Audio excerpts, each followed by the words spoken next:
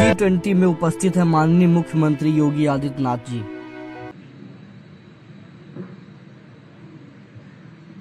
E mobility, vehicle and future mobility से जुड़े हुए आज के इस महत्वपूर्ण सत्र में मुख्य अतिथि के रूप में उपस्थित भारत सरकार के सड़क परिवहन, राजमार्ग मंत्रालय के माननीय मंत्री आदरणीय नितिन गडकरी जी, प्रदेश सरकार में मेरे सहयोगी मंत्री श्री दयाशंकर सिंह जी, नीति आयोग के मुख्य कार्यकारी अधिकारी श्री परमेश्वरन अय्यर जी, प्रमुख सचिव परिवहन श्री एल वेंकटेश्वरलू जी,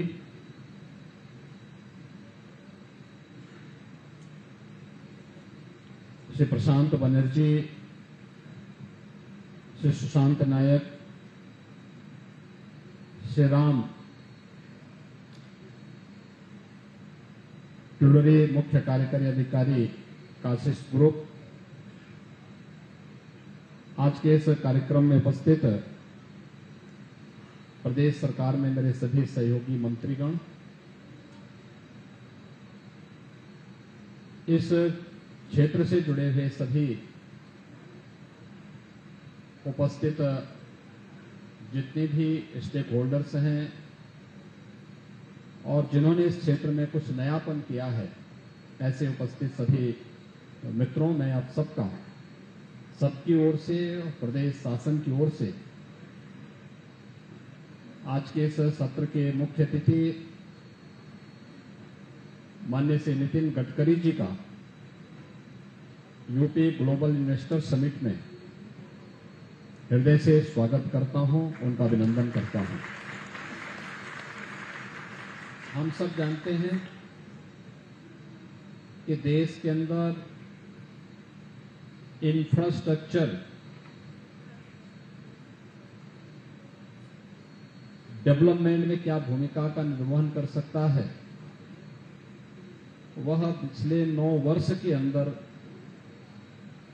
एक नए भारत की जो तस्वीर प्रधानमंत्री मोदी जी के नेतृत्व में हम सबको देखने को मिल रही है, उस इंफ्रास्ट्रक्चर के वास्तव में जो मुख्य, यानी जिसको आप एक सीईओ कह सकते हैं, वो आज आपके सामने हैं और वह हैं भारत सरकार के सड़क परिवहन और राजमार्ग मंत्रालय के माननीय मंत्री श्री नितिन गडकरी जी। मित्रों, ये संवाद हम सबको भले ही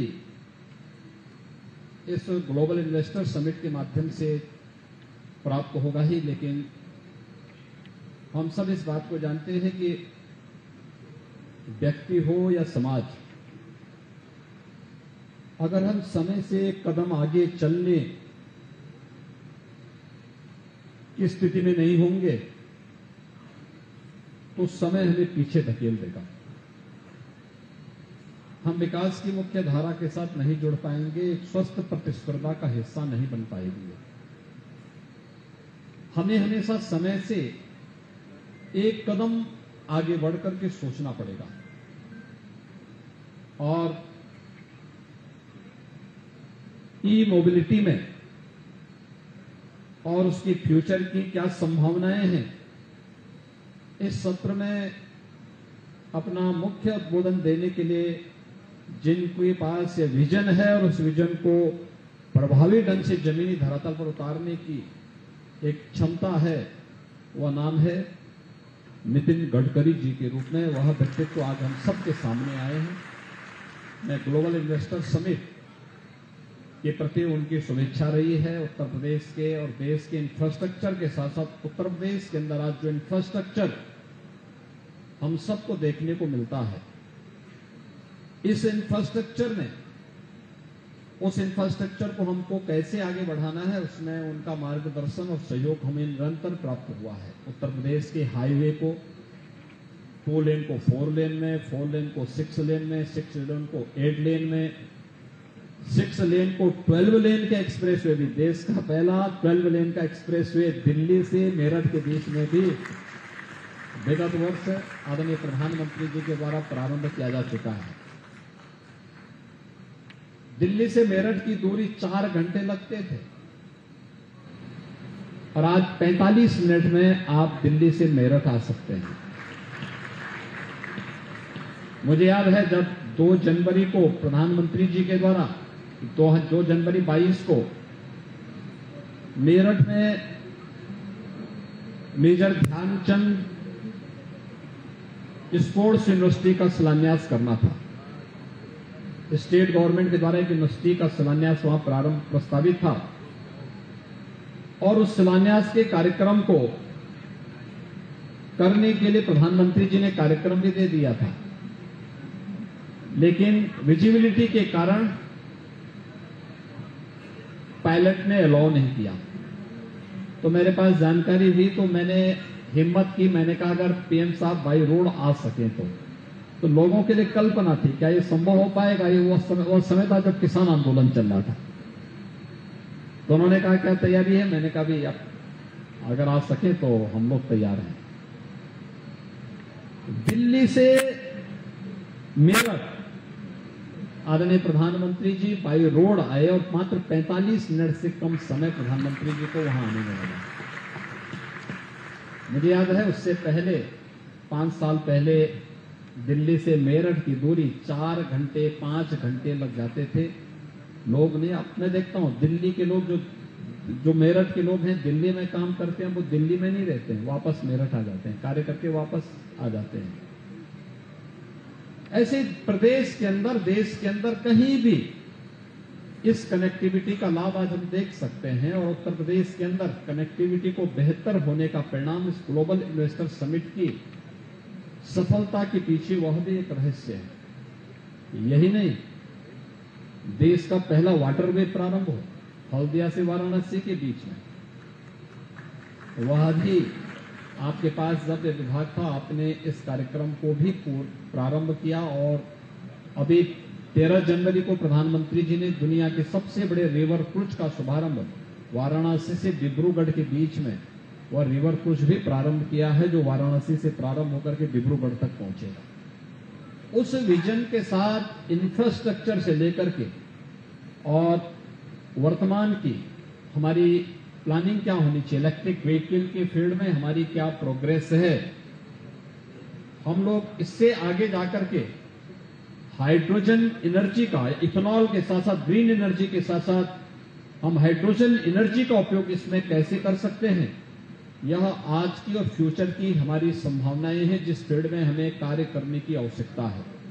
आज के दिन पे सच है कि देश के अंदर सबसे अधिक इलेक्ट्रिक व्हीकल उत्तर प्रदेश में है, लेकिन वह ज्यादातर ई रिक्शा के रूप में है।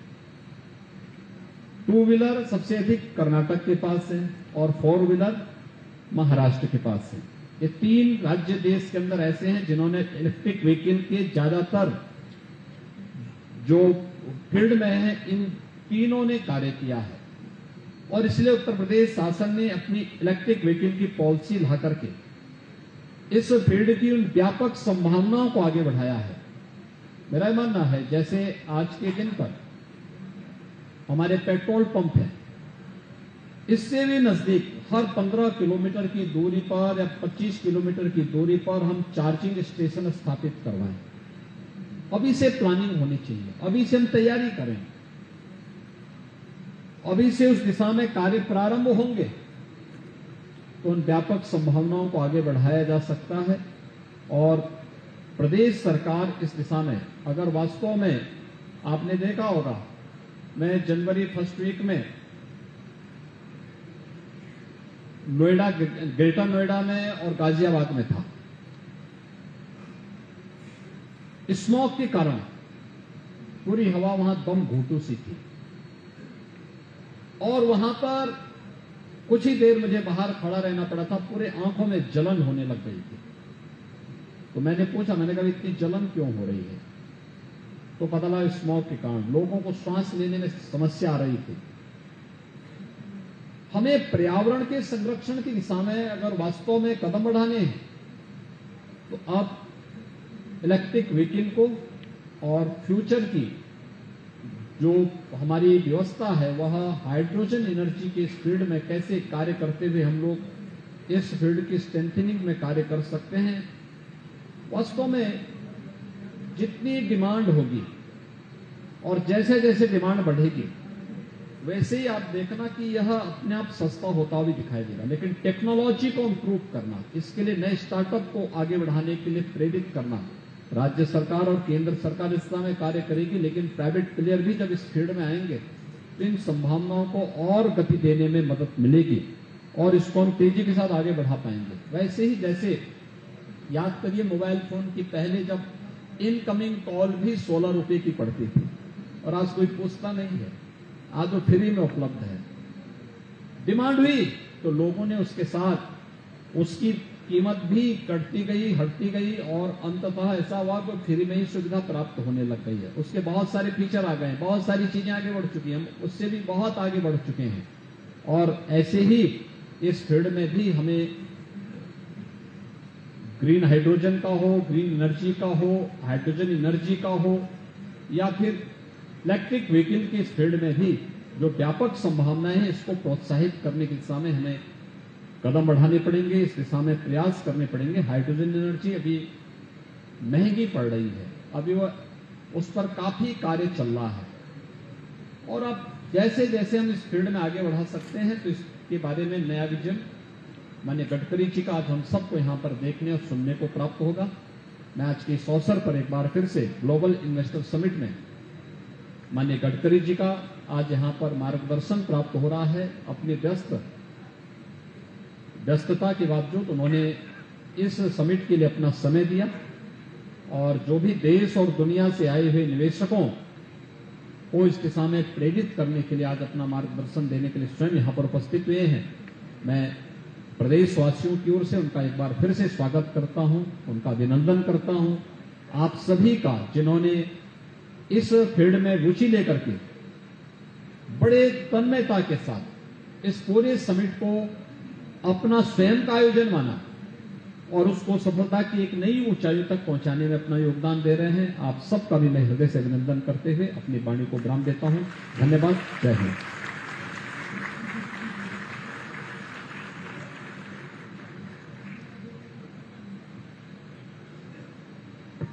Thank you, sir, for sharing your vision. I would now request the Honorable Chief Minister to facilitate Nitin Gadkari ji. Thank you.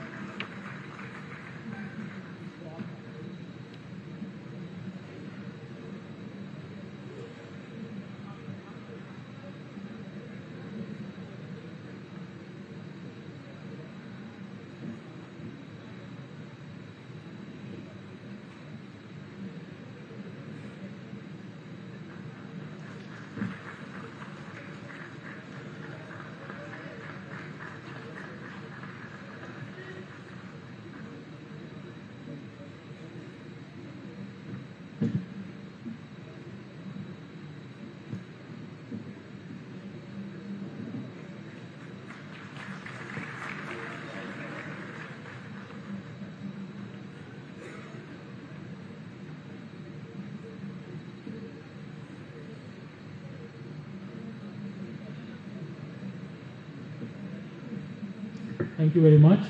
I would now like to invite the Honorable Minister for Transport, Government of India, Shri Nitin Gadkari ji.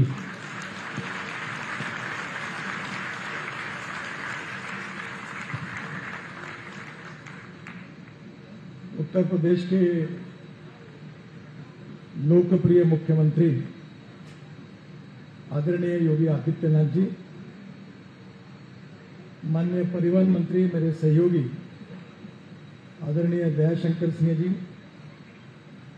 NITI Aayog के CEO Parameswaran Iyer जी, principal secretary परिवहन Shri L Venkateswarlu जी, प्रशांत बैनर्जी, सुशांत नाइक, श्री राम तुलूरी, श्री हरि नूतन जी,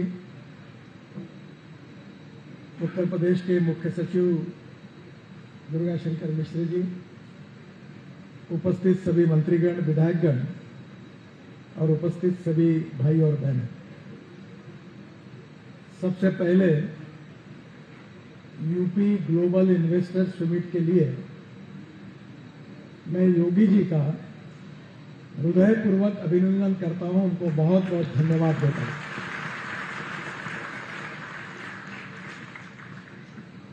उत्तर प्रदेश में पहली बार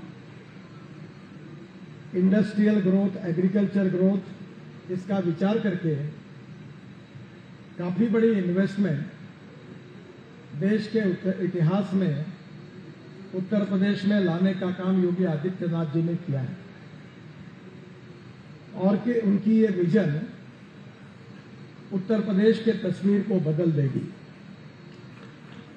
मैं अक्सर एक बात दोहराता हूं, you can donate I but you can not donate vision. आंखें दान किए जा सकते हैं पर जीवन में विकास की दृष्टि दान नहीं की जा सकती। And lack of vision is a big problem. और उत्तर प्रदेश में गरीबी दूर करने के लिए रोजगार निर्माण करना पड़ेगा। रोजगार निर्माण करने के लिए इंडस्ट्री आनी चाहिए। इंडस्ट्री आएगी तो कैपिटल इन्वेस्टमेंट आएगी और कैपिटल इन्वेस्टमेंट आएगी तो रोजगार निर्माण होगा और रोजगार निर्माण होगा तो गरीबी दूर होगी। ये विजन का मैप तैयार करके एक प्रकार से ये ग्लोबल इन्वेस्टर्स को यहां बुलाकर उत्तर प्रदेश को देश का विकसनशील राज्य बनाने का जो सपना योगी जी का है, उस दृष्टि से उनका ये जो प्रयास है वो बहुत एप्रोप्रिएट हाईवे पे चल रहा है। और योगी जी की गाड़ी, उत्तर प्रदेश की गाड़ी, इस एक्सप्रेस हाईवे से ऐसे स्पीड से दौड़ रही है कि जल्दी ही उत्तर प्रदेश की जनता को गरीबी, भुखमरी और बेरोजगारी से निश्चित रूप से ये तकलीफ दूर होगी, ये मेरा विश्वास है। और मेरे मन में इसकी विशेष रूप से खुशी है कि योगी जी ने इस इनिशिएटिव को लिया है। सबसे पहले जिस सब्जेक्ट पर ये आज का सेमिनार रखा हुआ है वो देश के हमारे दो बड़े चैलेंजेस है, आह्वान है। एक आह्वान हमारे पास है कि इंपोर्ट ऑफ फॉसिल फ्यूल, ये पेट्रोल, डीजल और गैस इकोनॉमी में अभी हमारे यहां 16 लाख करोड़ रुपए का इंपोर्ट है। 16 लाख करोड़। और इस देश के इकोनॉमी से 16 लाख करोड़ हमारे बाहर जा रहे हैं। हम एनर्जी को इंपोर्ट करने वाला देश है। 85% हमारा पेट्रोल डीजल इंपोर्ट होता है और इसलिए अब हमको एनर्जी को इंपोर्ट करने वाला नहीं तो एनर्जी को निर्यात करने वाला देश बनाना है। और यही हमारे प्रधानमंत्री जी का आत्मनिर्भर भारत का सपना है। और इस सपने में सबसे ज्यादा पोटेंशियल किसी राज्य में है तो वो उत्तर प्रदेश में है और योगी जी के नेतृत्व में यह सपना निश्चित रूप से पूरा होगा। दूसरी इंपॉर्टेंट प्रॉब्लम जो है कि हमारे सोसाइटी के 3 इंपॉर्टेंट पिलर है, ethics, economy, ecology and environment. Yogi ji जिस बात का जिक्र कर रहे थे कि नोएडा में जाने के बाद कैसे प्रदूषण होता है, मैं दिल्ली में कम रहता हूं, जब भी आता हूं तो इन्फेक्शन हो जाता है। इसका कारण हमारे देश में साउंड पोल्यूशन, एयर पोल्यूशन और water pollution is a big problem. और मैं जिसका मंत्री हूं और जिसके मंत्री दयाशंकर सिंह जी है, हमारे विभाग का कंट्रीब्यूशन 40% इस एयर पोल्यूशन में है। Because of fossil fuel. अब आपको यह पता नहीं है कि आपको डॉक्टर को कितना बिल देना पड़ता है, क्योंकि यह कैलकुलेशन नहीं होता। पर हमारे देश में हमको ऐसी नीति बनानी चाहिए, import substitute, cost effective, pollution free और इंडिजिनियस। और इसी बात के लिए योगी जी ने उत्तर प्रदेश के सामने ये विजन रखी है। और मुझे विश्वास है कि मैं दो बातों का अक्सर जिक्र करता हूं और उसको ऊपर अनुकरण भी करता हूं। मेरा विश्वास है कि ये दो फिलॉसफी देश के तस्वीर को बदल सकती है। The first philosophy is knowledge as a power, innovation, entrepreneurship, science, technology, research, skill and successful practices, we name it as knowledge, and conversion of knowledge into wealth is the future. और दूसरी philosophy मैं अक्सर याद रखता हूं कि no material is waste, no person is waste, it is depending upon the appropriate technology, it is depending upon the appropriate vision of the leadership like Yogi ji, that you can convert waste into wealth. और हमारे देश की ये 16 लाख करोड़ की economy में मैं बहुत आत्मविश्वास के साथ योगी जी आपसे अनुरोध करूंगा कि ये मिशन में 2 लाख करोड़ की इकोनॉमी कम से कम बनाने की क्षमता उत्तर प्रदेश की है और आपके नेतृत्व में इसमें सफलता मिलेगी।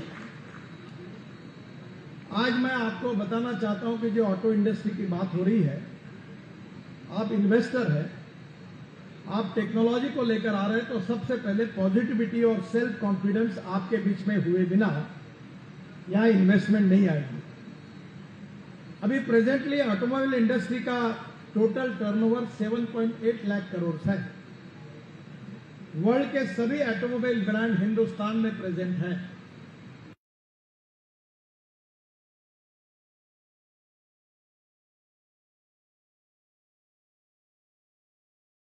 टू व्हीलर एक्सपोर्ट होते हैं। हमारे देश में 4 करोड़ रोजगार इसी इंडस्ट्री ने खड़े किए हैं। यही इंडस्ट्री ऐसी है कि जो सबसे ज्यादा रोजगार क्रिएट करती है। यही इंडस्ट्री है कि जिसने राज्य सरकार को और भारत सरकार को जीएसटी के रूप में सबसे ज्यादा टैक्स रेवेन्यू देने वाली ऑटोमोबाइल इंडस्ट्री है। और मैंने एक मिशन के रूप में एक तय किया है कि 5 साल के अंदर ये 7.8 लाख करोड़ की इंडस्ट्री को हमको 15 लाख करोड़ रुपए की इंडस्ट्री को बनाना है।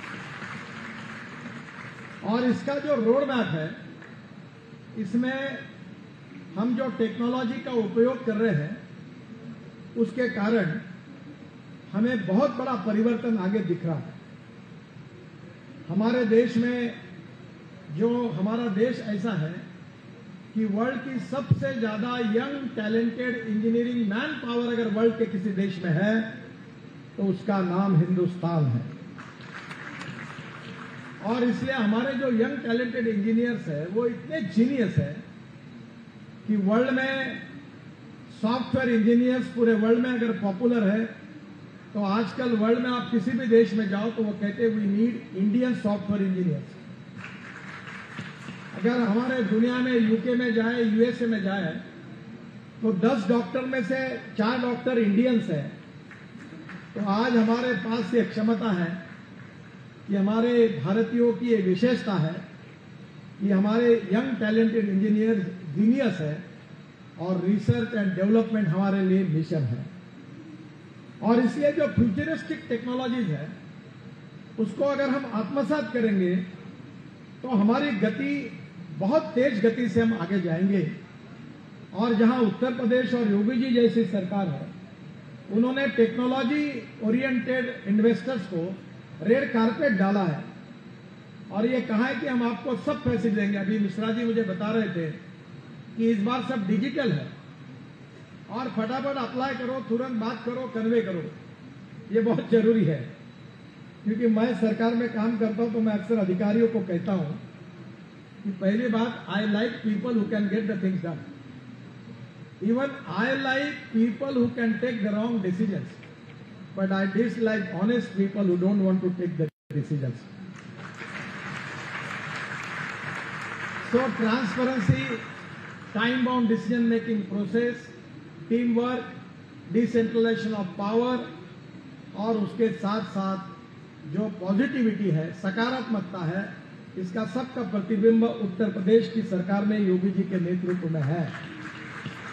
So it is a golden opportunity for investor to invest in UP. And the other important thing is that the huge potential for auto industry in India. If we want to make it double up to 15 lakh crore, you just understand what is the potential. Electric car, electric scooter, electric buses, अब electric truck, electric tractor, electric JCB, electric construction equipment सब आए. अभी मैंने inaugurate किया auto expo को. Volvo के बड़े बड़े ये शेड जैसे बड़ी इतनी बड़ी मशीन इलेक्ट्रिक पर चल रही थी. 1000 करोड़ रुपए का रोड बनाना है तो 100 करोड़ रुपए हम डीजल पे खर्चा करते हैं. मैंने हमारे चेयरमैन और सेक्रेटरी को बोला कि इलेक्ट्रिक जो मशीनरी एडवांस देते हैं उसके इंटरेस्ट कम करने की कोई योजना तैयार करो. तो बोले सर इससे हमारा क्या फायदा होगा. मैंने बोला फायदा ये होगा कि 1000 करोड़ में 100 करोड़ का डीजल लगता है और इलेक्ट्रिक मशीनरी आ जाएगी, एलएनजी के ऊपर मशीनरी आ जाएगी तो इलेक्ट्रिक पर आएगी तो 10 करोड़ की इलेक्ट्रिसिटी लगेगी तो 90 करोड़ की बचत होगी. और सब कॉन्ट्रैक्टर के पास अगर इलेक्ट्रिक मशीनरी आ जाएगी तो हमारा टेंडर 10% बिलो जाएगा, हमारे रोड सस्ते में बनेंगे. तो technology is very important for economic viability. Any success story we need 4 important things. The proven technology, second is economic viability, third is availability of raw material, and 4 is marketability. Market का तो कोई problem ही नहीं है. Inherent we have expertise how to increase population and how to increase automobile growth. अभी हमारे देश में करीब 30 करोड़ से ज्यादा वाहन है. मैं योगी जी आपको लिख कर देता हूं कि कम से कम 10 साल के बाद जनसंख्या कम होगी और ऑटोमोबाइल की संख्या ज्यादा होगी. घर में 3 लोग और 5 गाड़ियां. दिल्ली मुंबई में यही है. और इसलिए आने वाले समय में आप बिजनेस की चिंता मत करिए, there huge potential. There other important thing is हमारी कॉस्ट कम हो रही है. मैं परमेश्वरन जी का, अय्यर जी का धन्यवाद दूंगा. योगी जी आपसे अनुरोध करूंगा कि ये इंडस्ट्री बढ़ाने के लिए ये स्क्रैपिंग की पॉलिसी हमने लाई है. और भारत सरकार ने अपने 10 लाख व्हीकल 15 साल पुराने, प्रधानमंत्री जी को जब मैंने प्रार्थना की उन्होंने कहा नथिंग डूइंग, सब स्क्रैप करो. और हमने 15 लाख व्हीकल स्क्रैप करने का निर्णय किया है जिसको 15 साल पूरे हुए, 10 लाख. और हमारे वित्त मंत्री जी ने इस साल के बजट में स्टेट गवर्नमेंट के लिए स्कीम दी है कि वो अपनी पुरानी एम्बुलेंस, पुरानी गाड़ियां सब भंगार में डाल दे. अब मैं ट्रांसपोर्ट का मंत्री हूं, उत्तर प्रदेश का तो मुझे मालूम नहीं है, और बहुत राज्यों में ऐसी बसेस हैं कि जहां हॉर्न छोड़कर सब बजता है.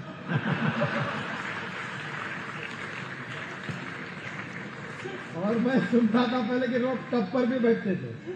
अब मुझे मालूम है, मैं यूपी के बारे में नहीं बोल रहा हूं, वैसे मैं बहुत कम आता हूं, मुझे मालूम नहीं. तो अभी ये पूरे राज्य सरकार और भारत सरकार के 45 लाख व्हीकल अगर स्क्रैप होंगे तो इसका क्या परिणाम होगा. ऑटो कंपोनेंट्स 30% सस्ते हो जाएंगे. हम एल्यूमिनियम इंपोर्ट कर रहे हैं, हम कॉपर इंपोर्ट कर रहे हैं, हम प्लास्टिक इंपोर्ट कर रहे हैं, हम रबर इंपोर्ट कर रहे हैं, हम वेस्ट स्टील वेस्ट हम वो भी इंपोर्ट कर रहे हैं. तो ये पूरा जो वेस्ट मटेरियल निकलेगा भंगार, ये conversion of waste into wealth. तो एल्यूमिनियम जो है वो अभी दुबई से या ऑस्ट्रेलिया से और यूएसए से और इधर से आता है, उसकी कॉस्ट है 145 रुपए किलो. और हमारा भंगार में मिल जाएगा, उसकी कॉस्ट होगी 80 रुपए किलो. तो आपके यहाँ ऑटो कंपोनेंट्स की इंडस्ट्री एकदम बढ़ जाएगी, तो बड़ी इंडस्ट्री आ जाएगी. एक जिले में 3 स्क्रैपिंग यूनिट खुल सकते हैं. अब ये टाटा वाले बैठे ये खोल रहे हैं. मैंने आपके यूपी में ही नोएडा में सुजुकी मारुति के यूनिट को इनॉग्रेट किया। हरियाणा में भी 28-30 यूनिट हुए। हर जिले में 3 यूनिट खुल सकते हैं।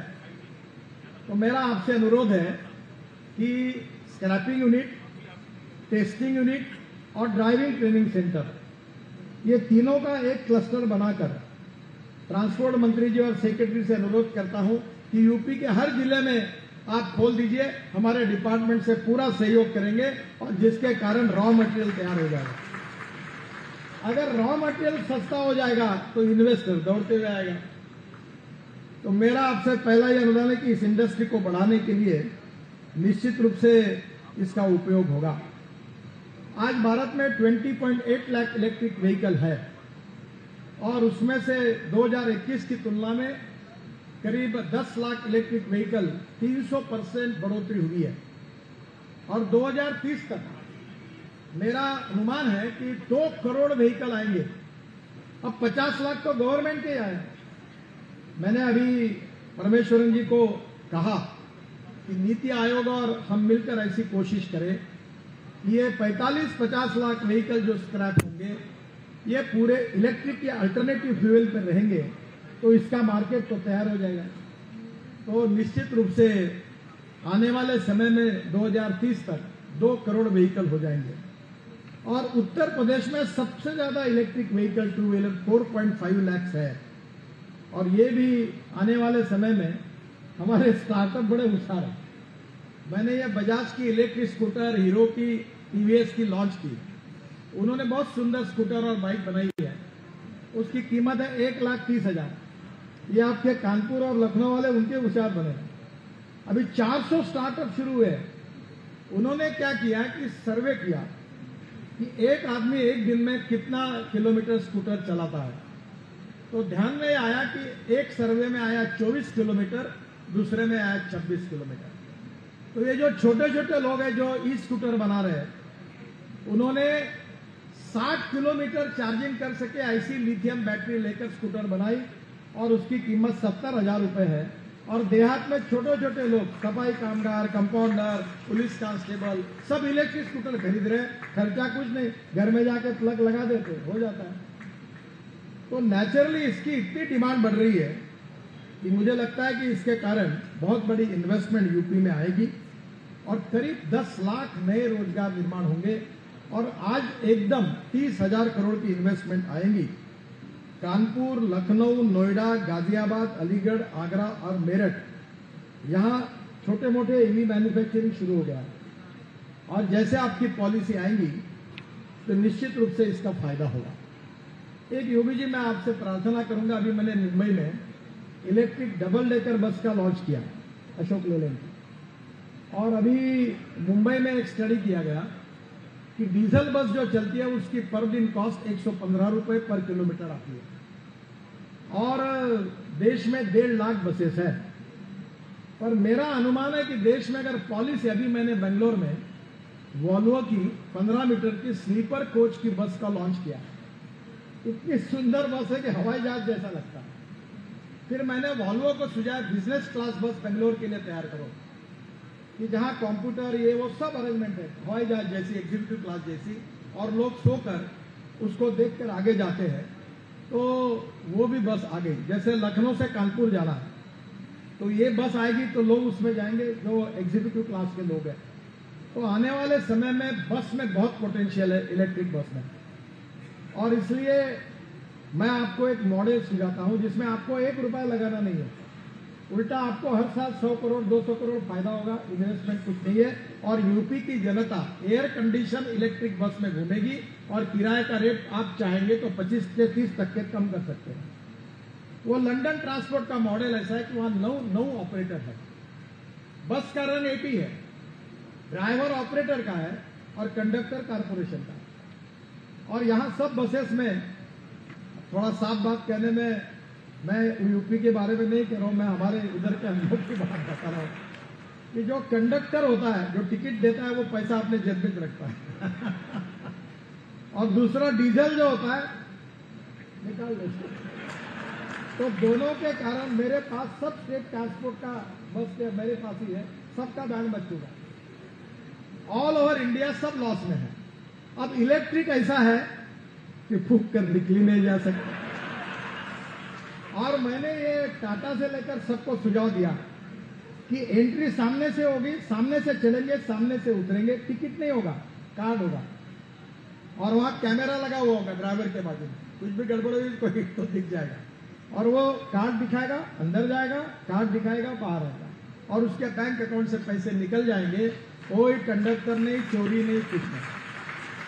तो इलेक्ट्रिक की भी चोरी नहीं और टिकट की भी चोरी नहीं, और जहां 100 रुपए का डीजल पेट्रोल लगता है वहां 10 रुपए की बिजली लगेगी।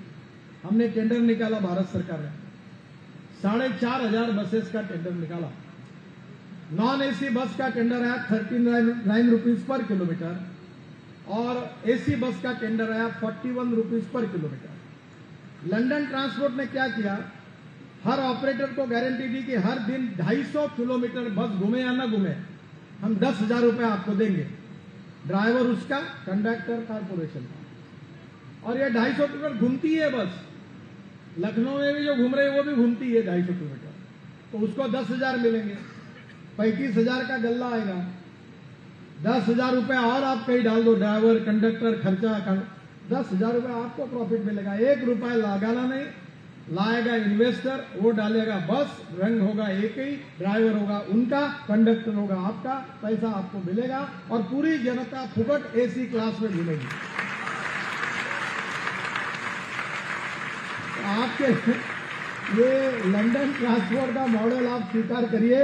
अभी उत्तर प्रदेश में 1.5 लाख बसेस आएगी, 3 लाख लोगों को, ड्राइवर को रोजगार मिलेगा, और पूरी उत्तर प्रदेश की जनता बढ़िया प्रवास कर सकती है। बाद में आप यही एयर कंडीशन बस लखनऊ से दिल्ली, एक पॉइंट से दूसरे पॉइंट तक, फिर यही बस लखनऊ से कानपुर, और अब पूरे बड़े बड़े शहरों को जोड़ दीजिए। अभी हमने हाईवे बनाए, अब तो बहुत जल्दी पहुंच जाएंगे।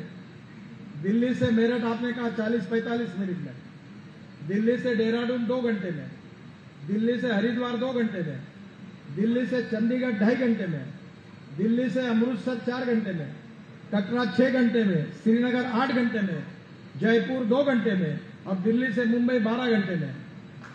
और अभी हमारे नागपुर से हम रोड बना रहे हैं, नागपुर से पुणे 24 घंटे लगते थे, अब 4.5 घंटे में। पुणे से बेंगलोर 11 घंटे लगते थे, अब 4.5 घंटे में। और बंगलोर से चेन्नई 2 घंटे में। और अभी प्राइम मिनिस्टर अगले महीने में इनॉग्रेशन कर रहे हैं मैसूर से बेंगलोर 1 घंटे में। तो लोग अपने गाड़ी के बजाय एयर कंडीशन बस में बिजनेस क्लास जैसे बैठकर जाएंगे, तो उनको उतना तो पेट्रोल डीजल के पैसों में फायदा भी होगा और कंफर्ट मिलेगा। तो आने वाले समय में मुझे लगता है ये मॉडल से लेंगे तो बस में काफी आएगी। फिर इलेक्ट्रिक कार आई है, मैं सुप्रीम कोर्ट तक गया था क्योंकि मैंने ये ई रिक्शा शुरू की। मुझे बहुत बार याद है, आज मुलायम सिंह यादव जी ने लोकसभा में कहा था कि राम मनोहर लोहिया जी कहते थे कि मैं जिंदगी भर ये साइकिल रिक्शा में नहीं बैठूंगा, आदमी आदमी को ढोने का काम करता है। और ये बिल मैंने पास किया था और बाद में सुप्रीम कोर्ट तक लड़ाई चली। 1 करोड़ लोग आदमी को आदमी ढोने का काम करता था, और ये ई रिक्शा आया, 1 करोड़ लोगों में से लगभग 90% लोग अब ई रिक्शा चला रहे हैं और कम से कम रोज के 1000 रुपए कमा रहे हैं। और मुझे खुशी है कि इस देश की ये अमानवीय प्रथा बंद हुई, अब ई कार्ड आया। मैं आपसे अनुरोध करूंगा कि सब्जी के लिए, गेहूं के लिए, चावल के लिए, सब के लिए जितना ट्रांसपोर्ट होता है, अब ये ई रिक्शा, अभी मेरे यहाँ सब्जी होती है, मैंने अभी एक 600 किलो की रिक्शा ली, मेरी पत्नी यहाँ खेती देखती है, रोज मेरे घर से वो ऑर्गेनिक सब्जी नागपुर में आती है, वो ई रिक्शा में आती है, ई कार्ड में, उसका खर्चा नहीं के बराबर है। इलेक्ट्रिक गाड़ी, electric e rickshaw, electric scooter, इसका खर्चा नहीं के बराबर है। पेट्रोल की तुलना में 10% उसका खर्चा है, और रात को घर में लगा दो, सुबह चार्ज हो जाएगा। तो आप ये भी पॉलिसी बनाइए जिसके कारण बड़े प्रमाण पर रोजगार निर्माण होगा। अब ये जो बैटरी है, ये हमारे लिए समस्या है। हमारे यहाँ जो लिथियम आयन बैटरी बनती है, वो कॉस्टली है, वो इसका व्हीकल का हार्ट है। पर मैं आपको करूंगा, अभी हमने बैटरी केमिस्ट्री पर काफी काम हुआ है, aluminium ion, zinc ion, sodium ion, aluminium air technology, अभी महेंद्र ने वो ले ली, ये लोग लगातार ला रहे, अपने फरीदाबाद के इंडियन ऑयल वालों ने तैयार किए। तो आने वाले समय में, अभी 2-3 दिन पहले कश्मीर में हमको लिथियम आयन का ये बहुत बड़ा ये मिला है, तो मुझे लगता है कि इसमें निश्चित रूप से होगा। ये बैटरी के लिए जो इंपोर्ट होता था मशीनरी का, उसको हमने कस्टम्स में अब छूट दिए, निर्मला जी ने अपने बजट में। ये बैटरी इंडस्ट्री उत्तर प्रदेश में ग्रेटर नोएडा, गाजियाबाद, फतेहपुर, कानपुर, लखनऊ, गोरखपुर, ऐसे जगह पर बैटरी इंडस्ट्री के लिए आपने अगर भारत सरकार की तो नीति आई है और कोई पॉलिसी बनाई, तो ये एक हब बन सकता है, जिसके लिए मुझे लगता है कि इसमें भी आप जरूर विचार करिए। इसके साथ साथ विशेष रूप से जो इलेक्ट्रिक बसेस है अभी 740 है, ये काफी बड़े प्रमाण पर लंदन ट्रांसपोर्ट के मॉडल में बढ़ सकती है। जो चार्जिंग स्टेशन की बात आपने की, हम 670 जगह पर NHMA जैसे उत्तर प्रदेश में भी है, हम रोड साइड एमिनिटी बना रहे हैं, उसमें चार्जिंग स्टेशन है। और अभी वो चार्जिंग स्टेशन ऐसे बना है कि वहां हेलीपोर्ट भी है। और अभी मैंने दिल्ली में एक लॉन्च किया ड्रोन 200 किलो वाला, तो 200 किलो सामान उठा। अभी एक MGM इंस्टीट्यूट है चेन्नई में, जो हार्ट ट्रांसप्लांट करते हैं और लंग ट्रांसप्लांट करते हैं। मैंने उनके यहाँ का उद्घाटन किया कि कोई लंग्स डोनेट करता है या हार्ट डोनेट करता है और जल्दी ले जाना पड़ता है हॉस्पिटल, तो उसके लिए रेड क्रॉस ट्रीटमेंट है सरकार की VIP। तो हार्ट को वो ड्रोन में रखते हैं और एयरपोर्ट से उड़ाकर हॉस्पिटल में लाते हैं और तुरंत ऑपरेशन थिएटर में ले जाते हैं। अब योगी जी वो दिन दूर नहीं है कि 200 किलो के बजाय 1000 किलो वाला ड्रोन 4 लोगों को लेकर हवा में उड़कर आएगा। वो दिन अब दूर नहीं है। वो ड्रोन बनाने की भी इंडस्ट्री हमको डालनी है। ये ई मोबिलिटी में अब वो दिन दूर नहीं है। अभी वो ड्रोन वाले ने परसों जिसको मैंने कार्यक्रम में लॉन्च किया, उसने हिमाचल प्रदेश में क्या किया, जो सेब पहाड़ी पर थे वो सेब ड्रोन से नीचे लाए मार्केट में, और जो नीचे का सामान था वो ऊपर लेके गया। अभी मैं लद्दाख और लेह में एक फेनाकुलर रेलवे बना रहा हूं। इंडियन IIT का इंजीनियर है, और रेलवे मैंने ऐसी बनाने का डिजाइन किया कि नीचे में भेड़ बकरी रहेगी, क्योंकि वहां जानवर भी जाते हैं, और ऊपर में लोग बैठेंगे और सामान होगा, और वो पहाड़ से ऐसे लगकर ऊपर जाएगा। तो ई मोबिलिटी में अभी हमारे यहाँ 265 केबल कार, रोपवे, फेनाकुलर रेलवे हमने मंजूर की है। यूपी के भी शायद कुछ किए होंगे, मुझे पता नहीं।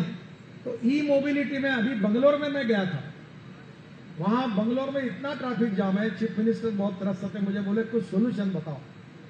तो मैं ऑस्ट्रिया गया था, तो डॉफल मेयर करके कंपनी को मैंने देखा, उन्होंने फिलीपाइंस में हवा में उड़ने वाली डबल डेकर बस मैंने देखी, और वो मैं ऊपर के ऊपर हवा में 200 लोग डबल डेकर में बैठकर उड़ते हैं वो केबल पर।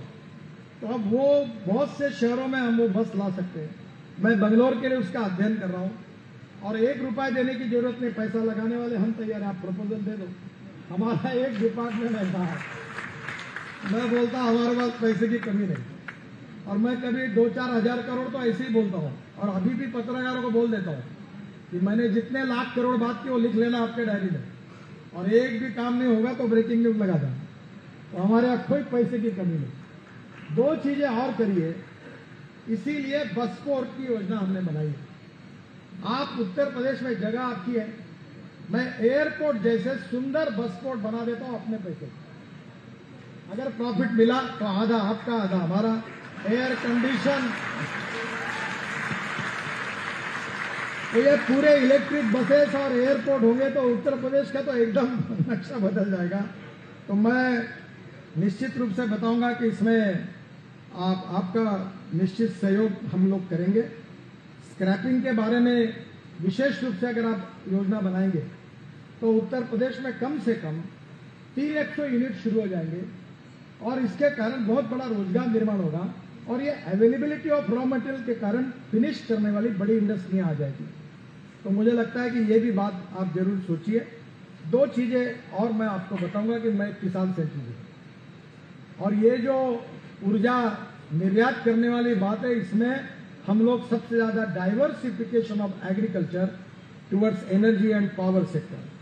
87% लैंड आपकी इरिगेटेड है, इतनी सुंदर लैंड है, जमीन है, और हमको गरीब को धनवान बनाना है। धनवान को धनवान वैसे ही बन जाता है, और जो गांव गरीब मजदूर किसान है उसको धनवान बनाकर टेक्नोलॉजी उसको देना है। आज आपके यहाँ 27.60 लाख हेक्टेयर गन्ना है, और मैं भी 3 चीनी मिलें चलाता हूं, तो गन्ने का इकोनॉमिक्स को जानता हूं। आपके यहाँ तो गन्ने के उत्पादन में अब काफी बढ़ोतरी हुई है, और अभी ये 50,000 करोड़ की इकोनॉमी हो गई है। ये इथेनॉल आया, इसके लिए किसानों को पैसे मिले, नहीं तो आपका सर दर्द बढ़ता। अगर इथेनॉल नहीं आता तो तकलीफ होती। अभी कम से कम 2 करोड़ रोजगार इसमें खड़े हो सकते हैं। यूपी 250 करोड़ लीटर इथेनॉल देती है, और अभी तक 75 डिस्टिलरी है। मैं पेपर पे लिख देता हूं, अब 500 डिस्टिलरी निकालिए तो भी देश में इथेनॉल की कमी है। अगर जब हम पेट्रोल में इथेनॉल डालेंगे 20%, तो हमको 1000 करोड़ लीटर इथेनॉल चाहिए। अभी हम केवल 460 करोड़ लीटर बना रहे हैं। अभी मैंने जनरेटर सेट वालों की मीटिंग बुलाई है। एक छोटी सी किट लगाकर डीजल के बजाय वो अगर इथेनॉल पे जाएंगे तो 4000 करोड़ लीटर इथेनॉल उसके लिए लगेगा। फिर अभी हम फ्लेक्स इंजन ला रहे हैं, जो मेरा सपना है। टोयोटा ने अपनी गाड़ियां लाई, बाकी भी लोग ला रहे हैं, और वो गाड़ियां ऐसी है कि जैसे कैमरी करके उनकी गाड़ी थी, जो पेट्रोल डालते थे तो 40% पेट्रोल पर 40% बिजली तैयार करती थी, और 60% पेट्रोल पे चलती थी। फ्लेक्स इंजन का मतलब ऐसा है कि 60% 100% इथेनॉल डालना, पेट्रोल नहीं, और 60% वो इथेनॉल पे चलेगी और 40% बिजली तैयार करेगी। तो हमारे कंज्यूमर को 25 रुपए लीटर पेट्रोल के भाव से उनका जो एवरेज है वो मिलेगा। इतनी बचत है। बजाज, टीवीएस, हीरो सब ने फ्लेक्स इंजन पर स्कूटर और मोटरसाइकिल तैयार की है। और गांव में इथेनॉल के पंप अगर शुरू करने वाले, अभी भारत सरकार परमिशन दे रही है, प्रधानमंत्री ने 3 पंप पुणे में शुरू कर दिए हैं, और उत्तर प्रदेश में अगर इथेनॉल के पंप शुरू हो गए तो इथेनॉल की इकोनॉमी उत्तर प्रदेश की इकोनॉमी को बदल सकती है। तो फ्लेक्स इंजन वाली बात को आप विशेष रूप से इसमें जोड़िए। दूसरा जो है वो हाइड्रोजन है। जो हाइड्रोजन कोयले से तैयार होता है वो ब्लैक हाइड्रोजन, जो पेट्रोलियम से होता है वो ब्राउन हाइड्रोजन, और जो बायोमास या ऑर्गेनिक वेस्ट या पानी से तैयार होता है वो ग्रीन हाइड्रोजन। अब ये जो पानी तो आपके पास इतना पड़ा हुआ है कि हमारे यहाँ 450 फुट नीचे जाने के बाद पानी मिलता है। आपके यहाँ तो कहीं भी पानी मिलता है। ये देख के भी हमको ऐसा लगता है कि देखो कितने भाग्यवान लोग हैं। तो मुझे आपको इतना ही कहना है कि हमारा किसान अपने कुएं से पानी निकालेगा, और वहां वो गेहूं चावल को रखने के लिए प्री कूलिंग कोल्ड स्टोरेज के लिए रूफटॉप सोलर 2 रुपए 40 पैसे यूनिट की बिजली मिलेगी। और पानी से इलेक्ट्रोलाइजर का अभी we are the number 1 manufacturer in the world. अभी मैंने कर्नाटक में, बेंगलोर में एक फैक्ट्री, हम सब हम एक्सपोर्ट कर रहे हैं 95%। 1 करोड़ 20 लाख का इलेक्ट्रोलाइजर है। वो डालने के बाद पानी से हाइड्रोजन निकलता है, पर उसमें 56 यूनिट बिजली लगती है। यही उसमें थोड़ा सा कंस्टेंट है। और उसके बाद जनरेटर लगता है उसको कंप्रेस करने के लिए, वो हम 110 रुपए के डीजल के बजाय 60 रुपए के इथेनॉल पर आएगा, तो हाइड्रोजन की कॉस्ट कम होगी। पर इससे भी अच्छी टेक्नोलॉजी आई है जो हमारे Indian science research institute Bangalore ने तैयार की है, कि हमारा बगास, हमारी परली, राइस स्ट्रॉ, हमारा कोई भी बायो वेस्ट, बायोमास, और by using biotechnology we can increase the production of biomass.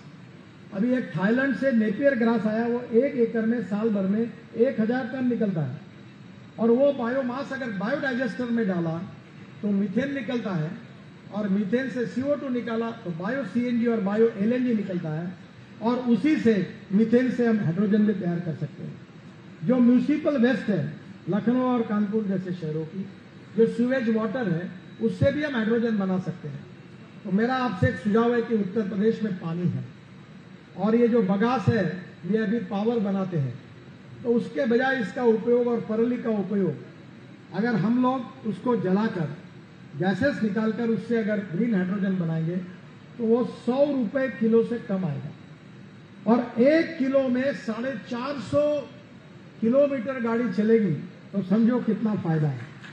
तो मेरा आपसे अनुरोध है कि ट्रक, बसेस, ट्रैक्टर, हवाई जहाज, railway, pharmaceutical industry, chemical industry, सब स्टील इंडस्ट्री सब हाइड्रोजन पे चलने वाली है और भारत ये ऊर्जा आयात करने वाला नहीं, एनर्जी आयात करने वाला नहीं तो एनर्जी को निर्यात करने वाला देश बनने वाला है। प्रधानमंत्री जी का सपना है तो ये ग्रीन हाइड्रोजन का भी आप अलग से करिए। जो एक बात मैंने कही इलेक्ट्रिक मोबिलिटी की, उसमें अभी हम ई हाईवे बना रहे हैं, दिल्ली जयपुर वो रेलवे जैसी केबल डाल रहे हैं और इलेक्ट्रिक ट्रक, इलेक्ट्रिक बस उसमें जाएगी। तो ये एक सक्सेस हो गया तो आपको आपकी ट्रक और बसेस भी इलेक्ट्रिक में जाएगी। सबसे बड़ा प्रॉब्लम देश में हमारे ट्रेड बिजनेस में है, हमारी लॉजिस्टिक कॉस्ट 16% है और चाइना की 8 से 10% है, यूरोप और अमेरिका की 12% है और प्रधानमंत्री जी ने कहा है कि हमें सिंगल डिजिट में आना है। अगर हमने फ्यूल की कॉस्ट कम, अभी एलएनजी का ट्रक आया है, एलएनजी का ट्रक एक बार गैस भरने से, एलएनजी भरने से 1400 किलोमीटर चलता है, ब्लू एनर्जी का मैंने लॉन्च किया है अभी पूना में और उसकी कॉस्ट डीजल की तुलना में 40%। और ये परली जो है 5 टन ऑफ परली is giving 1 ton of bio CAE and bio LNG. ये 15-20 इंडस्ट्री अभी हरियाणा और पंजाब में शुरू हो गई है। तो मुझे सभी दृष्टि से अगर हम प्रयास करेंगे तो हमारा किसान अन्नदाता नहीं ऊर्जादाता बनेगा। तो एक अन्नदाता से ऊर्जादाता, ये भी एक बहुत अच्छी बात होगी। जहां तक मैं आपको कहूंगा कि ग्रीन हाइड्रोजन के साथ ये मेरे साथ एक गाड़ी है जिसको आदरणीय मंत्री जी को भी घुमाया, मैंने योगी जी को भी घुमाया, क्योंकि मैंने उनको बताया कि मैं वो कह रहा था कि पानी से हाइड्रोजन निकलेगा, हाइड्रोजन से गाड़ी चलेगी। तो एक बार डाइनिंग टेबल पर मेरे पत्नी ने मुझे पूछा कि पानी से हाइड्रोजन निकलेगा, हाइड्रोजन से गाड़ी चलेगी, मेरा ही विश्वास नहीं बैठता तो लोगों का कैसा बैठेगा। तो मैंने तुरंत टोयोटो इंडिया के चेयरमैन विक्रम किर्लोस्कर के बेचारा देहांत हो गया उसका, उनको फोन किया और उनको कहा मुझे हाइड्रोजन की गाड़ी चाहिए, अब मेरे घर पर है। अब मैं कोई भी बोलता हूं तुमको हाइड्रोजन पे कैसे गाड़ी मिलना, चाहो बैठो गाड़ी में, मर्सिडीज से अच्छे कंफर्ट है और वो गाड़ी हाइड्रोजन पे चल रही है। तो मुझे लगता है कि nothing is impossible. Impossible word itself it means that I am possible. और मुझे बहुत खुशी है और आपको मैं अनुरोध करूंगा इन्वेस्टर्स को कि UP is the best destiny. Water, power, transport and communication चारों बातें हैं। लैंड सस्ती है, स्किल्ड मैन पावर रीजनेबली अच्छे रेट में है, मुंबई में बहुत कॉस्टली है। तो मुझे लगता है और यूपी को वेल कनेक्टेड है, हाईवे अच्छे बने हैं और लॉजिस्टिक कॉस्ट कम होगी और निश्चित रूप से it is the best destiny for development, for making any investment. और ई मोबिलिटी में तो पोटेंशियल है ही। 15 लाख करोड़ की इंडस्ट्री 5 साल में बन रही है, तो ये बहुत बड़ा पोटेंशियल है। तो मैं आपसे अनुरोध करूंगा कि ई मोबिलिटी में आइए, इकोलॉजी को प्रोटेक्ट करिए, इन्वायरमेंट को प्रोटेक्ट करिए और विशेष रूप से नए रोजगार निर्माण होंगे, गरीबी दूर होगी, हिंदुस्तान में वेल्थ बढ़ेगी, आत्मनिर्भर भारत होगा और प्रधानमंत्री जी का जो सपना है आत्मनिर्भर भारत का, वो पूरा करने में आप सबका सहयोग मिलेगा। बहुत बहुत धन्यवाद। नमस्कार।